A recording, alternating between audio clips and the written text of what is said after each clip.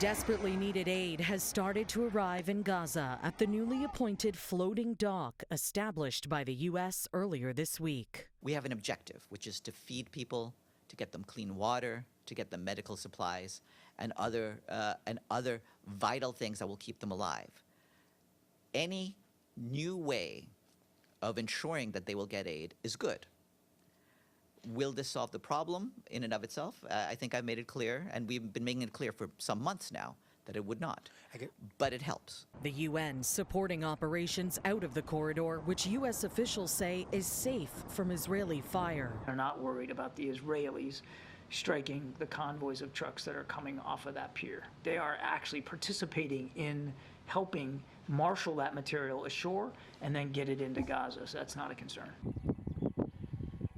But that's not the case at certain land crossings where aid trucks have come under Israeli attack before even crossing into the Gaza Strip. After these trucks unloaded the supplies at the crossing, the truck's load was supposed to be taken on by Israeli trucks to go into the Gaza Strip.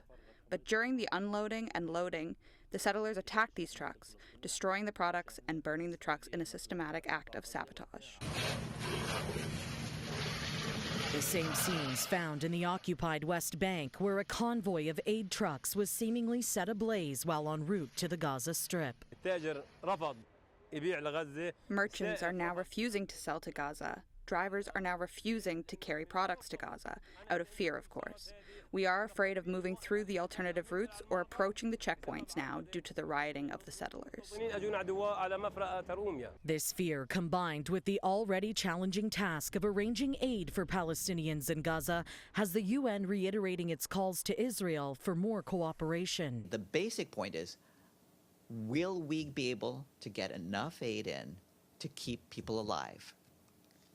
We've made it very clear that unless things change dramatically for the better, the answer is no, and people will die. The U.S. National Security Advisor Jake Sullivan is currently in Saudi Arabia and plans to head to Israel Sunday to discuss the ongoing humanitarian crisis. Now, while in Israel, Sullivan does plan to speak with Prime Minister Benjamin Netanyahu on alternatives to his army's ongoing incursion into Rafah, where thousands of displaced Palestinians remain trapped. Airstrikes also continue in the north, where on Friday, Israeli troops announced the discovery of the bodies of 3 hostages, all of whom were killed while fleeing the Nova Music Festival near the Gaza border on October 7th. For City News, I'm Karling Donoghue.